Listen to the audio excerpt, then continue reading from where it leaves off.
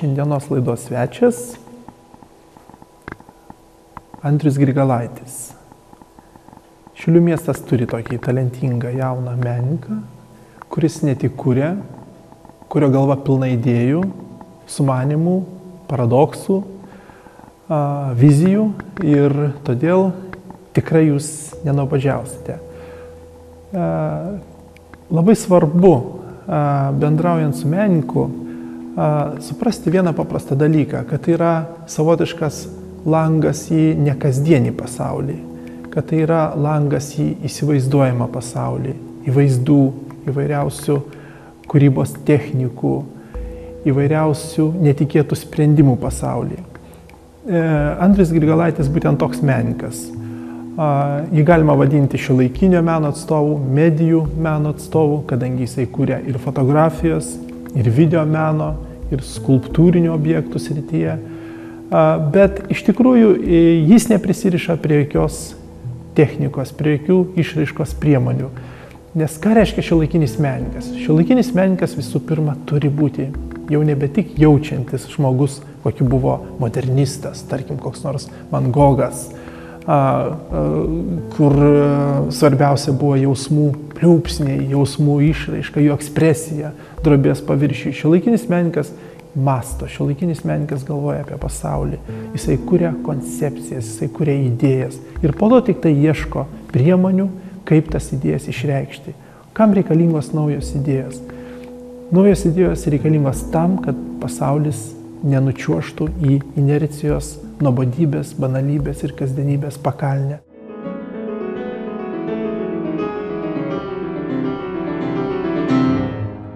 Įdomu tai, kad Andrius Grigalaitis, būdamas šiuolaikinio meno atstovas, gilinasi į netolimą sovietinę, posovietinę patirtį. Ten juk liko didžiulis vaizdinių archyvas, ten liko mūsų atmintis, ten liko multiplikacinių filmų kadrai, meninių filmų kadrai, politinių plakatų tekstai, architektūra, koridoriai, gamyklos, kolūkių griuvenos. Ten liko mūsų išgyvenimai, mūsų meilės istorijos, kažkur galbūt tos pačios fermos pakampiai. Tai jisai prikelia visą tą atmintį, jisai priverčia vėl tos vaizdus kvėpuoti, jisai aktualizuoja tai, ką mes išstūmėme ir užmiršome, jisai parodo mums tikrai mūsų tapatumą, kuris iš tiesų yra hibridinis, maišytas tapatumas. Ir tam, kad mes galėtume susivokti tiesiog savo gyvenimo eigoj, suprasti, iš ko mes padaryti, iš kokių fragmentų nulipdyti, tokie menininkai ir būtent toks menas yra labai svarbus ir reikalingas.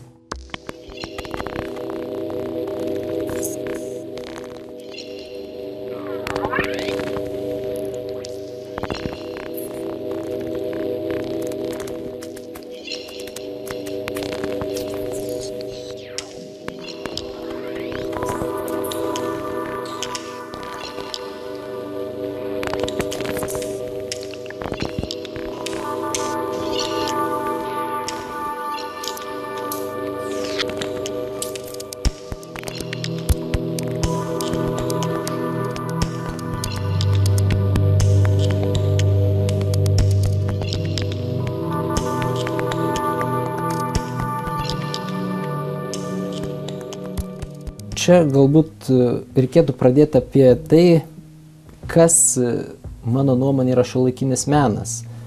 O būtent šiuolaikinis menas tai nėra tam tikrų kūrinių su prasme kūrimas. Galbūt, jeigu taip išsireikšti įmanoma, tai yra kūrimas tam tikrų situacijų, tam tikrų terpių, kuriuose žmonės patys susikuria prasmės ir turinius.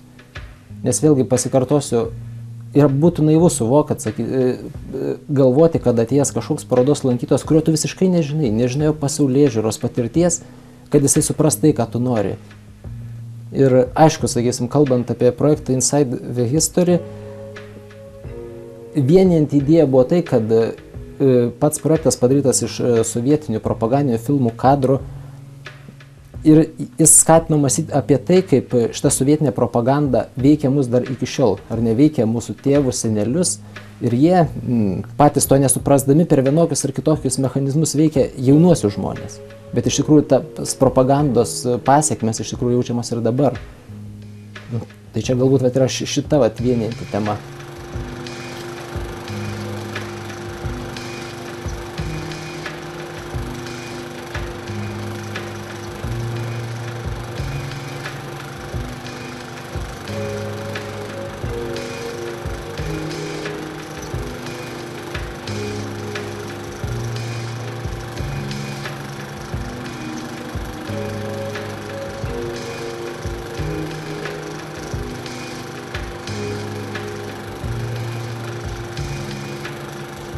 Istorija, kurią tu naudoji savo projekte, jinai tau patraukli. Ar tai tiesa? Net negalėčiau sakyti, kad šita istorija patraukli. Jinai vienaip ar kitaip su jais susijęs, nes, sakysim, ir pats kažkiek gyvenau toj epochoj ir mane supo žmonės, kurie gyveno toj epochoj. Ir čia iš tikrųjų galbūt net nebėra pasirinkimo, nes iš tikrųjų tai yra faktorius, kuris nori ar nenori tave veikia. Ir jeigu tu nori gyventi šitam pasaulyje, suprasti jį, dėl ko viskas vyksta vienaip ar kitaip, tai tu turi analizuoti. Ir čia galbūt net nebuvo mano pasirinkimo, čia tiesiog jau aplinkybės tokios, kad ar ne esam būtent toj socialiniai stadijoje, kurioje esam, su savo istorija, praeitimi ir su ją turi gyventi.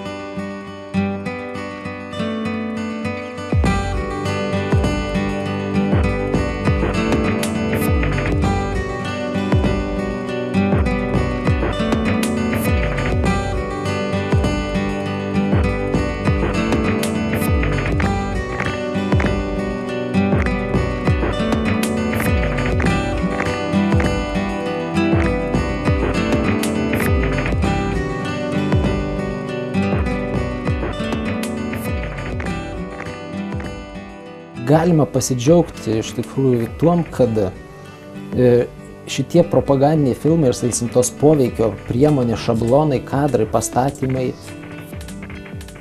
jie iš tikrųjų yra labai baisu žiūrint nūdienos prasme, kaip estetinių ir visais kitais kriterijais.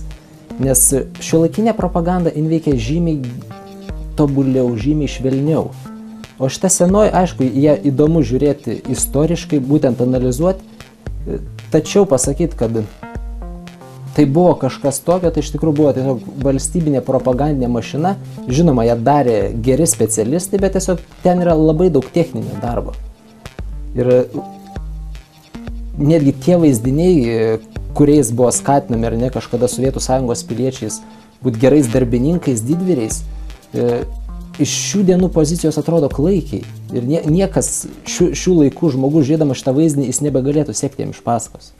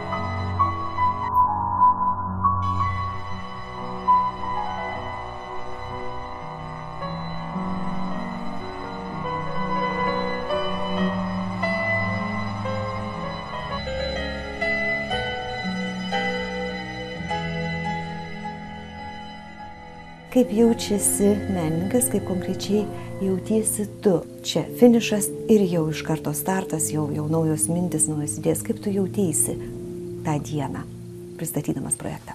Vėlgi labai dviprasmiškai, nes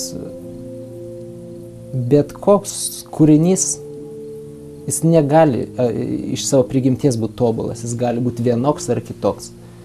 Ir kai tu pateiki kūrinį, tu iš tikrųjų apgalvoji vienokį variantą, kitokį. Ir labai dažnai būna, kad vienos dienos sprendimai kitą dieną tau atrodo šiek tiek kitaip. Bet ir dėl to čia galbūt reikia į meną ir kūrybą visada žiūrėti pro tam tikrą žaidimo prizmę. Kad iš tikrųjų tai yra tos dienos žaidimas, tos dienos kodai, būtent ar kažkokia šachmatų figūrų kombinacija, kurią apkeitus vietom, ar galbūt net kažką kardinaliai kitaip padarius, nieko tragiško neatsitiktų. Nes vėl atsivertų, kažką prarastum, bet kažkas ir atsirastų. Pradanginus vienus požiūrio taškus, kiti atsiveria.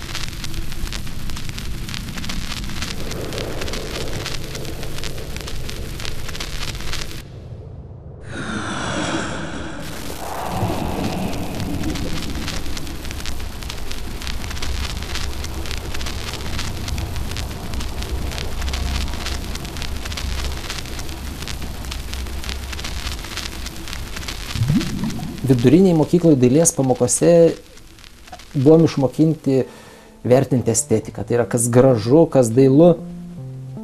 Universitete šiek tiek, ar net truputėlį yra lenkiama link konceptualaus meno suvokimo. O kai pradedi pats savarankiškai kurti, iš tikrųjų pamastai, kad ir viena pusė ir kita pusė yra tiesiog tik tam tikra konstrukcija ir tu nebūtinai privalai kurti konceptualų meną, nebūtinai privalai kurti estetišką meną. Ir man kažkodėl dabar atrodo daugiau meno ir kūrybos matau tuose procesuose, kurie negalėtų būti pavadinti kažkokiu aiškiu kūriniu, ne paveikslu, drobė nuotrauko, tarkim, kažkokio proceso, meninės akcijos inicijavimas. Tai galbūt yra daugiau popierinio, to biurokratinio darbo, bet iš tikrųjų čia yra ir tikroji kūryba, ar ne?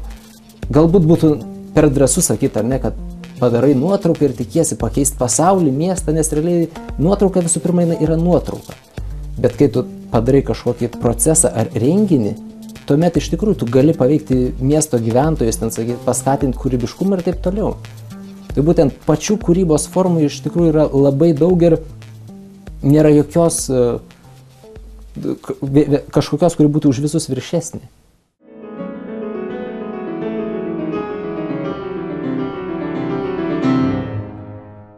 Tu jau apie save pats manai, kad taip, esi subrendęs menininkas, žinai, ko nori? Atsakymas jis toks būtų keistas iš tikrųjų. Atsiranda, ar ne šitiek metų užsiemant kūrybą, gyvenant kūrybišką gyvenimą, tam tikra patirtis. Atrodo, pradedi žinoti tam tikras žaidimo taisyklės, kas ir kaip veikia, bet mano galva ne visados tai yra gerai. Nes dingsta spontaniškumas ir, kaip pasakyti, nebėra to tokio galbūt vaikiško, žaliukiško užsidegimo, kad kažką tai daryti. Ir aš galvoju, kad kūryba yra, ko gero, čia yra pats žalingiausias dalykas menininkui savo pačiam pareikšti, kad tu žinai viską, tu būtent esi subrendęs ar ne, turi tvirtą nuomonę apie viską, nes mano galva iš tikrųjų niekados ir negalima turėti apie nieką tvirtos nuomonės dėl to, kad keičiasi aplinkybės, keičiasi tavo paties patirtis ir vieną dieną gali tvirtinti apie kažkokį idėją, tiesą, kad čia yra teisinga, čia yra gerai ir kad taip turi būti, bet ar ne, pasimsi galbūt kokią uždegančią knygą ar sužinosi tam tikrus faktus, kurie pakeis visas aplinkybės ir tavo nuomonė pasikeis. Tai ko verta būtent, sakysim, tie kategoriški ir tvirti užtikrinimai. Bet čia yra, ko gero, visa postmodernios epochos būsena, kad iš tikrųjų nuolatinis abejojimas, jis yra kasdieną ir jis yra neišvengiamas, bet tai, ko gero, yra ne trūkumas, bet privalumas, nes tu iš tikrųjų esi nuolat laisvas, neprisirišęs prie tam tikrų ar ne ideologijų, kurios tai paverstų vergu ir tu jom tarnautum. O čia gali kiekvieną rytą, ar ne, atsibudai, prisnigta laukia, vat kaip ir šiandien, ar ne, pusnis ir nusprendė, kad iš tikrųjų galbūt yra viskas kitaip. Čia 5 metus kovau už vieną tiesą ir šiandien nebenoriu. Ir aš laisvas.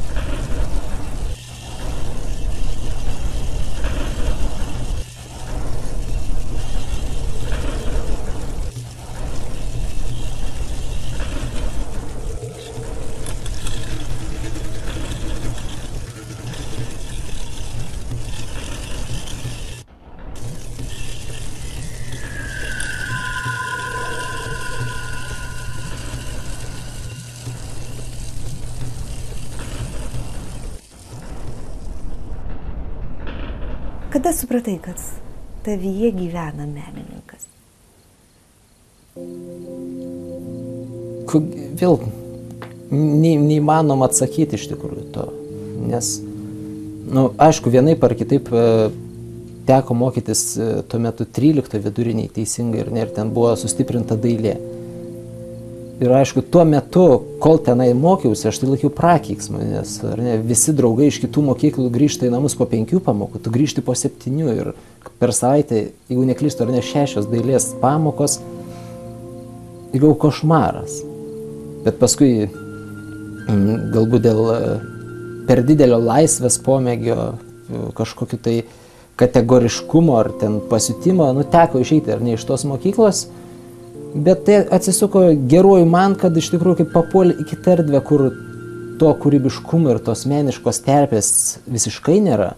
Tada ir pasižiūriu, velnės, kad ten buvo visai gerai, kad ten ta chebra, su kuria tu gal ir lempas daužė, ar ten į vazonus klasėse rašalą pylį, bet tai darai ne iš kažkokio piktumo, tiesiog iš vėlgi tam tikro vaikiško kūrybingumo, kuris paskui užaugus išsiverčia į tą visai, kaip pasakyti, gerą produktą.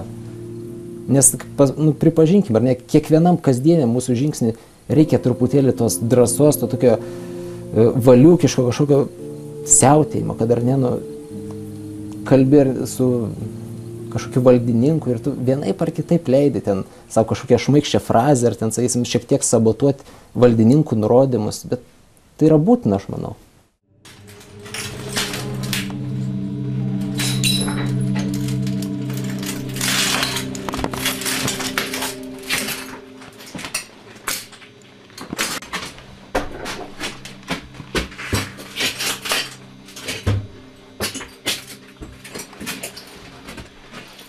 Daryk lagaminą, ką pažiūrėk.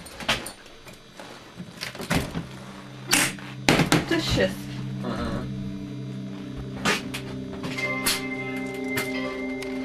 Žiūrėk, telefonas. Pypsi.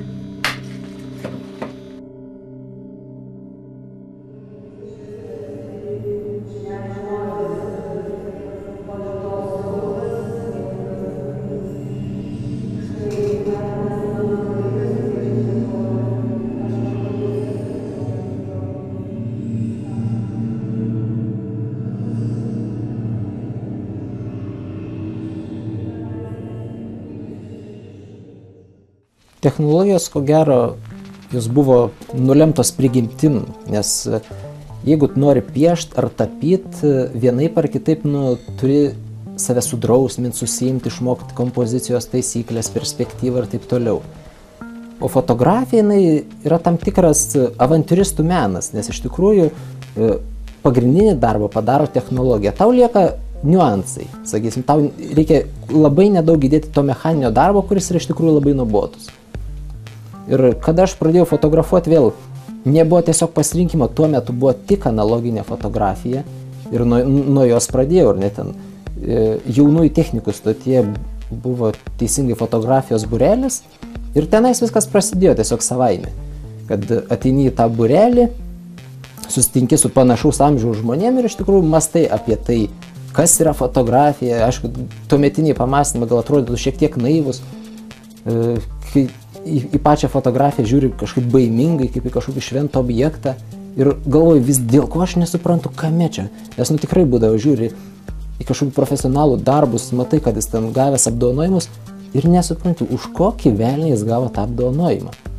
Ir pasirodo, iš tikrųjų reikia kartais atsitraukti nuo fotografijos, paskaityti istorijos ar net filosofijos kažkokią knygą, kad tau atsivertų būtent fotografijos vertinimo kriterijai.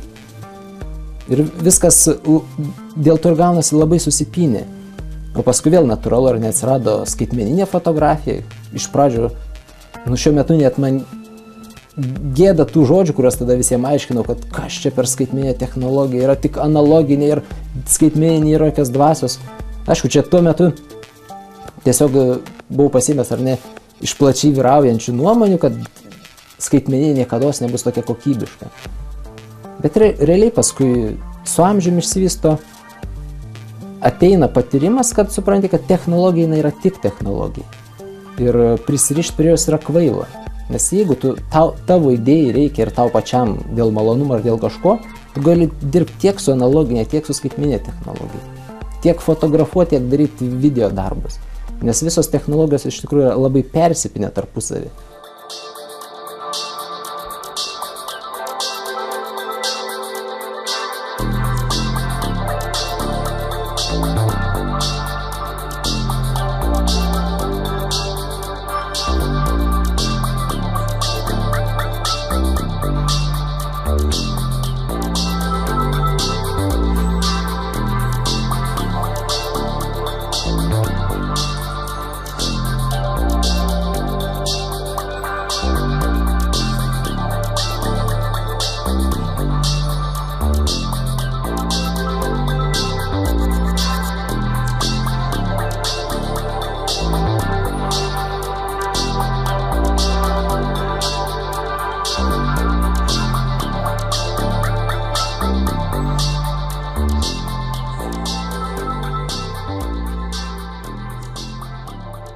Ar tau svarbu, kad tas, kuris vertina tavo fotografiją, matytų tavo sielą? Kalbant apie taip vadinamą sielą kūrinį, aš esu labai skeptiškas. Ir skeptiškas dėl to, kad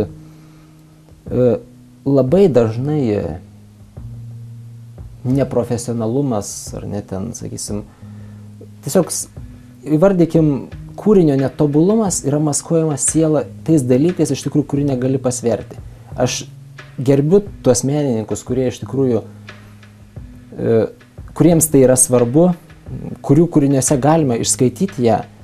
Tačiau iš tikrųjų noriu labai pabrėžti tai, kad siela ir jos buvimu yra labai daug manipuliuojama. Nes labai lengva pareikšti, kad ar ne, ateina kažkoks žmogus ir žiūri į kūrinį, ir tikrai nieko nemato, tarkim abstrakcija kažkokia tai. Bet menininkas jis išdidžiai pareiškia, žinai, tu nesupranti, čia yra tiek emocijų įdėta, mano vidinis gyvenimas, vidinis pasaulis. Ir žiūri ir galvoji, gal, o gal ir ne. Ir čia tiesiog yra per didelė erdvė manipuliacijom. O jeigu kalbant apie savo kūrinius, aš savęs nelaikau tokiu labai dvasingu žmogum. Iš tikrųjų, net įvardinčiau save labiau nedvasingu, abejojančiu viskuom ir neigiančiu viską. Ir dėl to, aišku, mano kūriniuose ir šitų dalykų nebus. Mano kūriniuose man įdomiausia pačiam yra tam tikri idėjiniai konstruktai, kuriuos aš konstruoju, žiūriu, kartais jie veikia, kartais neveikia, bet yra tam tikra laboratorija. O ar tai supras žiūrovas,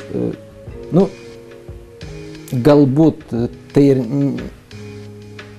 nėra teisinga pasakyti, ar kaip pasakyti, pagarbų žiūrovų, bet iš tikrųjų tai ne visada svarbu. Nes šita kūryba, kuria, ar ne, ten užsiemi savo pagrindę, ar ne, rodai galerijose, tai nėra komercinė kūryba. Tai yra vis tik produktas, kurio tu neparduodi. Ir todėl suteiki savo iš tikrųjų visas teisės, jį kurdamas daryti tai, kaip tu nori.